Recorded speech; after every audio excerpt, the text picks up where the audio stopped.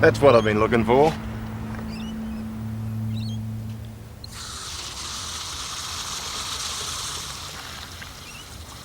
I guess one of the greatest debacles in Australia's history has got to be the Burke and Wills saga. It involves leadership problems and old doses of incompetence as well, and a whole lot of courage too. And I guess up until now we've all thought that they probably starved to death. Well, that may not be the case. In fact, evidence is coming out that they actually poisoned themselves. This story began here in Melbourne during the winter of 1860. An expedition had been put together to cross Australia. But what started out initially as exploration later turned into a race between two rival states, Victoria and South Australia.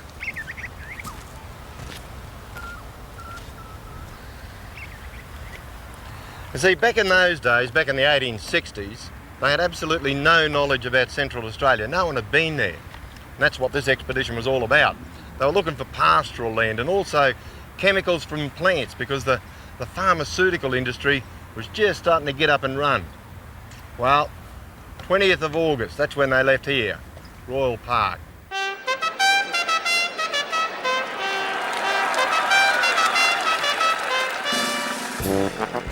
To the sounds of brass bands and the cheers of 60,000 well-wishers, a procession a quarter of a mile long left Royal Park for the unknown. The group included 19 men and around 50 horses and camels, 21 tonnes of equipment including 60 gallons of rum. The leader was Robert O'Hara Burke, a former policeman with virtually no experience of the Australian bush. An astronomer, John Wills, was selected as navigator.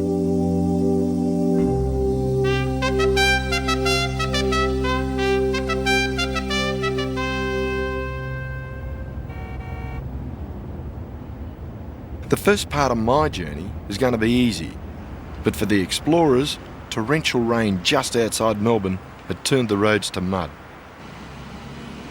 Within the first day, 3 wagons became completely bogged. I'm going to follow their journey through Bendigo and Swan Hill, up to Menindee, Cooper's Creek, and then to the Gulf of Carpentaria.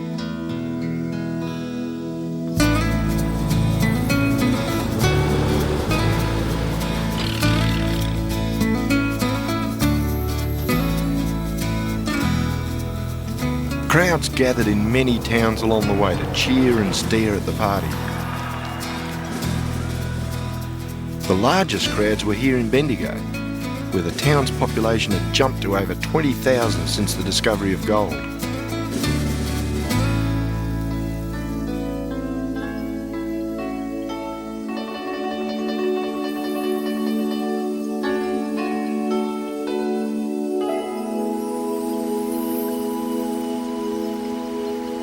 The rain was easing now, and after 17 days since leaving the fanfare in Melbourne, Burke and some of his party managed to reach the Murray River.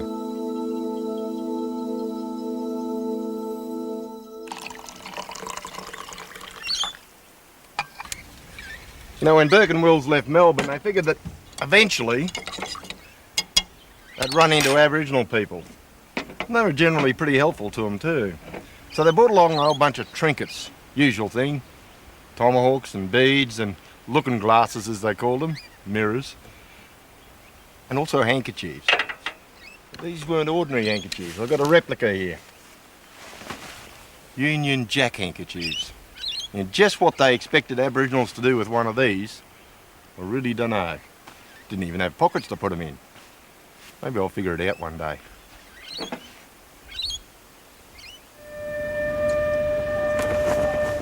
Union Jack in the top corner of the flag represented Britain. We were still a colony of Britain in those days. Here at Swan Hill, a small town on the banks of the Murray, Burke decided that he had to do something to speed things up. As usual, he was well looked after by the locals, and he and his men were treated to a lavish banquet in town. After a few days, he finally had a plan to fix his problems. By the time Burke and his expedition get here to Swan Hill, the wheels are starting to literally fall off the whole show because one of the wagons is bogged about 3 days' travel behind him, and he's got to pull a halt here and wait for everything to catch up and get back together. But not only that, he was having some sort of financial trouble too, because he holds an auction here and he sells off some of their equipment, including the guns and also some of the rum. He also hires 3 more men, and one of them is a fella called Charlie Gray, and he goes down in history a little bit further down the track, as you'll see. Well, they stayed here for 5 days, and on the 6th day they all moved across the river there and camped on the other side. Everyone, that is, except Mr. Burke. He had a social engagement in town. The local hospitality had given Burke a bit of a break from his worries. But once across the Murray, morale worsened, and Burke's foreman resigned over a pay dispute. Shortly after they left Swan Hill, they started getting rid of some more gear. I don't know, I can't understand it. They've been getting rid of gear ever since they left Melbourne. What they got it for in the first place, I don't know, but anyway, they got rid of, get this, 3/4 of a tonne of sugar. But the most interesting thing they got rid of were the 8 demijohns of lime juice, and that's the item they should have kept because it's the lime juice that was going to keep away the scurvy.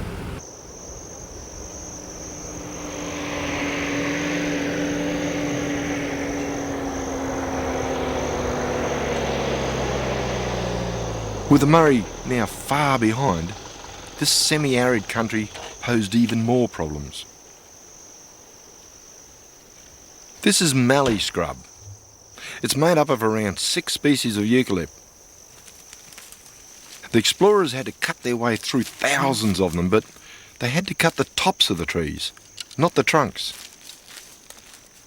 You see, there's one species of tree here that grows in a really strange way. Well, this is what I'm on about. And these things I'm touching here are actually the branches of the tree. The trunk is under the ground. They live forever, these things. These have been dated at over 400 years. So I guess it's very conceivable that they were hanging around the place, some of these exact trees, when Burke and Wills came through the area. They're real survivors. Also around here, there's something else I find fascinating. That's a malleefowl nest, and as soon as I see that, it straight away reminds me of the scrub turkeys we get up in the scrub country up in North Queensland. And that's because they are related, in fact. Ground mound building birds, and what they do is over generations and generations build up these mounds. You can see around here where they've scratched all the dirt together and piled it up. And over the years it mulches down, etc. And that mulch plays a very important part in hatching the eggs. The eggs are buried down the middle there. The temperature builds up. It's all covered up. Temperature builds up. They hatch out. The malleefowl, however, he's got a little thermostat built into the beak. He plugs his head into the nest, tests whether the temperature is right. If it's a bit cold, adds a bit more mulch or whatever it happens to be, or scratches some away, and adjusts it just like that. Because they need that temperature to incubate the eggs.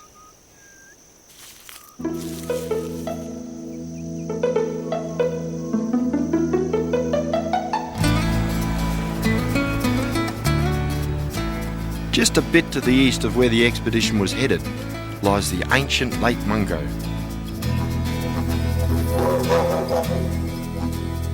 Captured in the ground here we have the longest continuous record of Aboriginal life in Australia.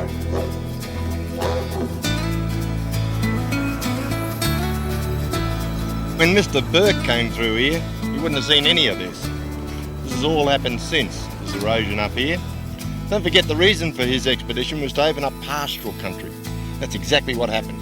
Within about 4 or 5 years, this country here all became sheep station. That brought sheep and rabbits and erosion. It hasn't all been bad though, because what it has done for us is give us a fascinating look into our past.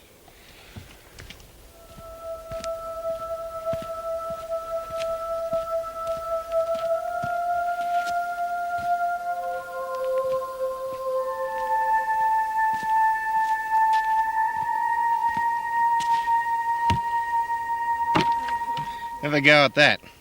That's a wombat skull with the front teeth on him. See, what's happened around here is as all this soil's eroded, evidence like this keeps popping up through the surface.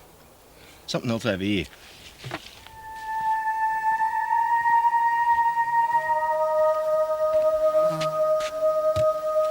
You know, a lot of people don't realise this, but years and years and years ago, roaming around the Australian continent, we actually had the Tasmanian devil. And here's the evidence.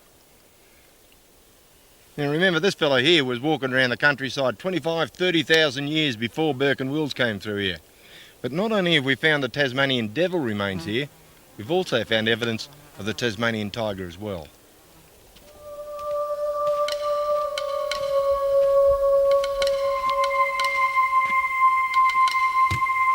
This is an old campfire. And the boffins have got together and had a look at it and radiocarbon dating tells them that that campfire, and there's quite a few around here, is actually about 30,000 years old. It's right on the edge of the lake back there, and I guess this whole area would have been an occupation site.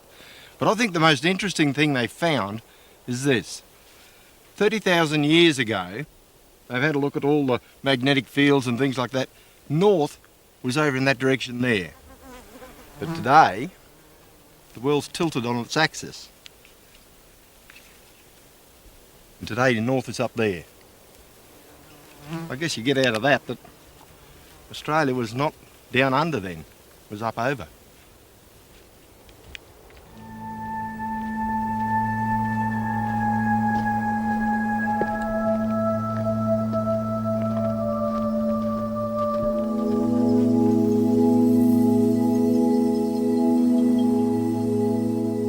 Having gotten this far, Burke wanted to push on and get to the Gulf of Carpentaria as quickly as possible. But getting there was becoming a nightmare in the soft sand, so he lightened the loads on the wagons by transferring the weight to the animals. The men were now forced to walk. His goal was the large lakes here at Menindee, which back then were part of the Kinchika station. Here he set up a base camp with ample water for both men and animals. This is the remains of the old Kinchika Station homestead. And this place represents a real turning point in the Burke and Wills saga. See, what happened was when they arrived, he camped the expedition over there. But not himself. He jumped on the back of a horse and went in town to Menindee and stayed at the local pub there. He was a bit partial to local pubs. Anyway, up until now, really, Burke was in charge, and the two I see was a fella called Landals. And they have a bit of a brawl here. Something about Mr. Burke wanted to cut his salary in half, so he told Mr. Burke what to do with his expedition. And he went back to Melbourne, which is probably just as well for him. The third in charge was a bloke called Wills.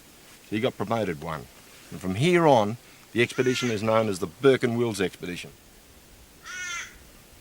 Kinchika is today a national park. But before Europeans, the area was important to the survival of Aboriginal people.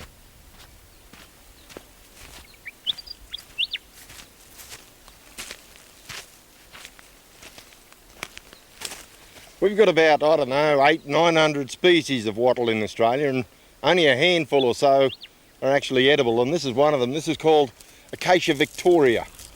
That's the seed pod there. You crush them up and get all those little seeds. But before you can eat them, you've actually got to grind them up and make them into flour. And to do that, you've got to have a grinding stone. Now just have a look around here. Have a look at the ground and you tell me if you see a rock. It's all sand and soil, nothing. In fact, don't waste your time looking too hard because there's not a rock round here for hundreds of miles just about. Well, 100 miles anyway.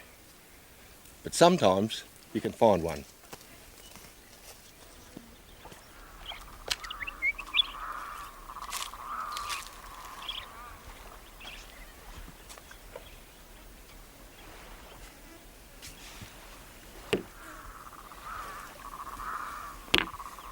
This is what I was talking about.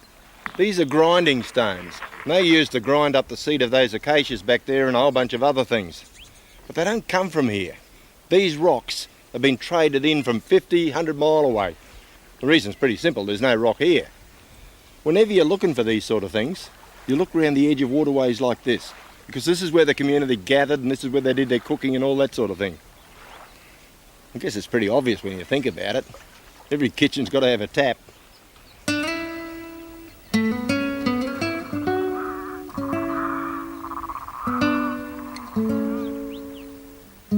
Burke stayed only 3 days at Menindee before leaving with an advance party of 8 men.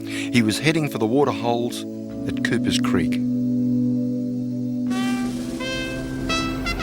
There was now an added incentive to get moving. The competition between South Australia and Victoria was warming up. South Australia had failed to cross the continent first, but Burke knew that they'd soon have another go. When the advance party arrived here at Cooper's Creek, they had to call a halt, wait for the tail to catch up. Well, they waited here for 5 weeks, and it never did catch up. So Burke had a bit of a problem. He had to make a decision what to do. There were 8 of them all together, and what he decided was that he'd split the group. He'd get 4 of them to remain at the depot, and the other 4, himself and Wills, King and Grey, they'd continue the expedition, continue up to the Gulf of Carpentaria. Well, the worst of it was all ahead of them. Remember, he's only about halfway. He's still got 1,000 kilometres to go. And he'd been warned, don't try it in December, but I guess he had no choice. Anyway, they headed north, and that's where I'm going.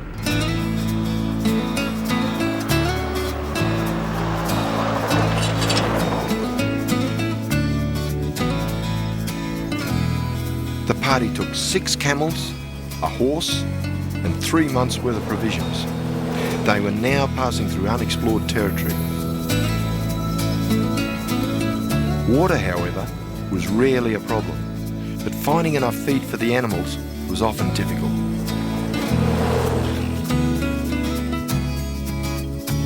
Burke had totally underestimated the job, but after 2 months, he finally reached the waters of the Gulf of Carpentaria.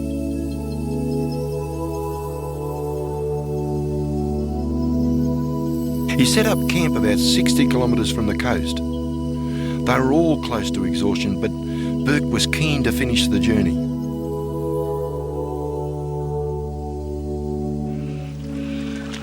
Burke and Wills decided they'd have a go at getting to the Gulf of Carpentaria themselves, so they set off and they left Grey and King behind, back at one of the depot camps. But they didn't quite make it. They got right to the edge of the mangroves and they could actually smell the salt water over the other side of the mangroves, but couldn't get through them because at that time of year, the ground is terribly boggy because of the wet season, apart from the mangroves themselves. Anyway, they decided to say enough's enough and head back to Cooper's Creek, which is what they did. But I find it really interesting that while they're going through this part of the world, they never tried once to get any bush tucker. Never tried fishing, never tried to shoot anything, mud crabs, none of that. And yet this part of the world is really just like a supermarket. There's bush tuckers everywhere. Mind you, haven't caught a barra yet.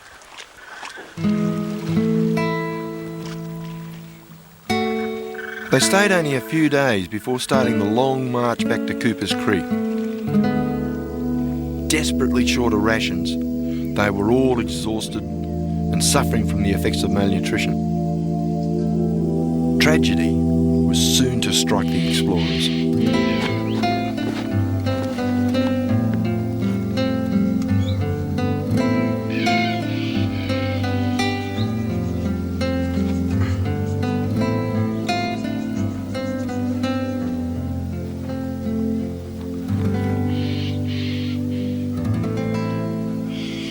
Those four blokes have been away from that depot camp for nearly 5 months. And on their way back from the Gulf of Carpentaria, they're 4 days short of getting there when Gray dies. They expected when they did get there that the whole thing would be set up because the resupply would have come up, they'd have plenty of food and men and provisions and all that sort of thing. But they were going to be sadly disappointed. What they were looking for is a coolabah tree. It's just over here.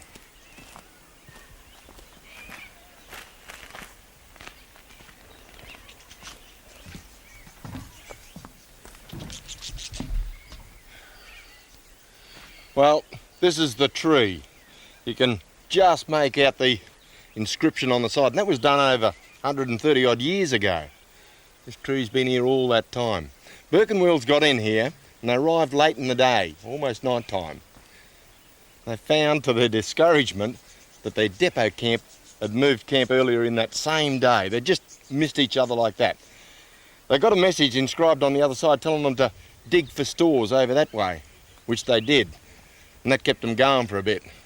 But it must have been pretty disheartening to arrive here and find that you've just missed your rescue party by a couple of hours. Only this old coolabah could talk.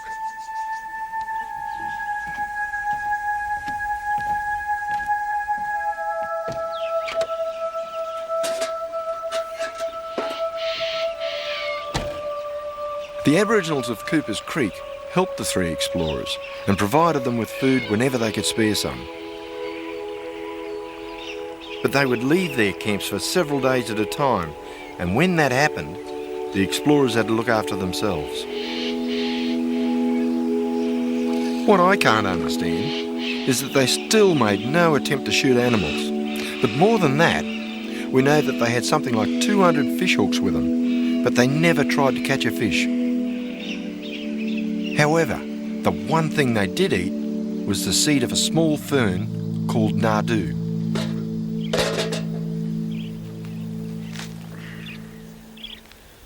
This is it here, nardoo. This is what the three of them tried to live off. Looks a little bit like a ground runner or a fern or something. I guess they thought they were pretty lucky because you got 4 leaves, just like a 4-leaf clover. But what they were after, the little seed pods down the bottom there. Apparently they collected about 5 pounds of seed a day. I don't know, but I'd guess that they'd be working all day to do that.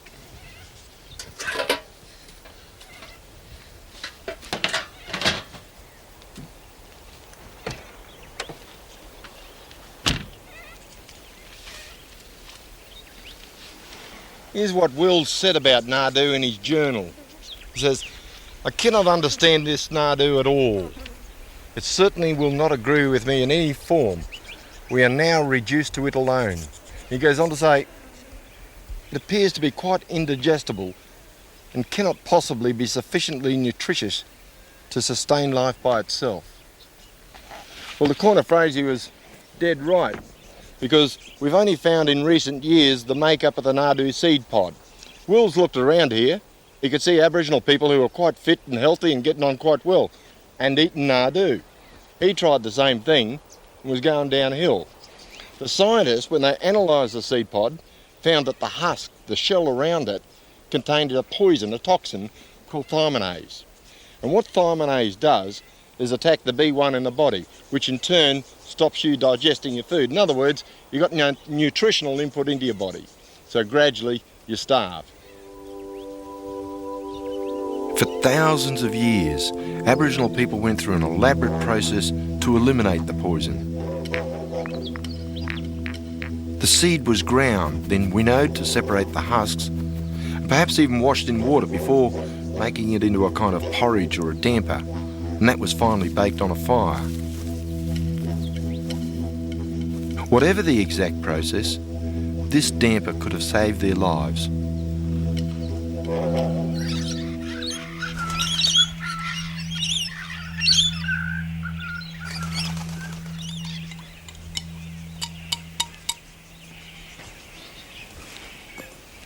When they found out that Burke and Wills were missing, they put together a whole bunch of search parties. Went all around the place, crisscrossing the countryside, looking for traces of the missing explorers. Some of those search parties actually covered more territory and explored more of Australia than did the real expedition itself. One of them was a fellow called Howard, and he came here, but too late. Burke was dead, Wills was dead, King, he was just alive, but he was getting looked after by the local Aboriginal people here. What Howard did was he divided up his stores and gave them out to the Aboriginal people as a reward for looking after King. The way he gave it to them was rather interesting. He got his flour and his tea and his sugar and put them into little bundles and tied them up in, you guessed it, a Union Jack handkerchief. There's a few points that really jump out at me about this whole expedition. Forget the leadership stuff. Think about things like navigation. Wills was the navigator. That's why he's put on board in the first place. They left that dig tree in Coopers Creek, then they marched all the way up to the Gulf of Carpentaria and back again and arrived back at the exact same tree. Obviously the man knew exactly what he was doing as a navigator. But finally I think the major point is the courage, the sheer grit and determination. Burke, Wills, King, Gray, they must have been so determined to get there and come back. Unbelievable stuff, and they almost pulled it off. It's a tremendous yarn, that one. Absolutely tremendous.